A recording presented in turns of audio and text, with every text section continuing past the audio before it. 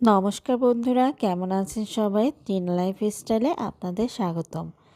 আজ নিয়ে আসলাম শস্য বাটা নারকেলের দুধ দিয়ে পাবদা মাছ রান্না। এইভাবে কে কে রান্না করেছেন আমাকে কিন্তু অবশ্যই কমেন্টের মাধ্যমে জানাবেন।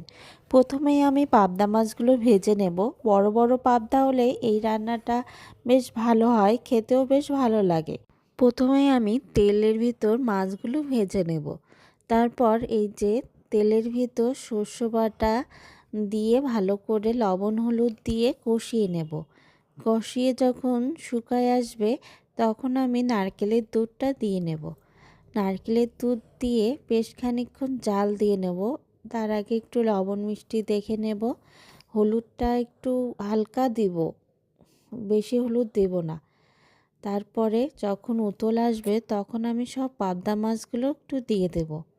পাবদা মাছ দেব যখন পাবদা মাছের উপরে যেন ওই ঝোলটা উপরের থেকে দেখা যায়, কারণ যখন বেশিক্ষণ জ্বালানো হবে খাবারটা, মাছের রান্নাটাও কিন্তু ততটাই ভালো হবে। এই যে বেশিক্ষণ আবার জ্বালালে কিন্তু আবার মাছ ভেঙে যেতে পারে। এই মাছটা যখন রান্না হবে তখন কিন্তু খুন্তিতে বেশিক্ষণ নাড়ানো যাবে না, কারণ এগুলো মাছগুলো একটু পাতলা হয়, ভেঙে যাবে। ওই কড়াই ধরে একটু ঘোরাতে হবে, ঘোরালেই নিচে আর লাগবে না। যখন দেখবেন তেল বের হয়ে আসছে, লবণ মিষ্টি স্বাদ অনুযায়ী খেয়ে দেখবেন, তখন নামিয়ে ফেলবেন। এই যে আমার নারকেলের দুধে শস্য বাটার পাবদা মাছটা রান্না হয়ে গেল। আপনারাও কি এমন রান্না করেছেন? আর আমার রান্নাটা পছন্দ হলে অবশ্যই লাইক কমেন্ট করে পাশে থাকবেন। কেমন লাগলো জানাবেন।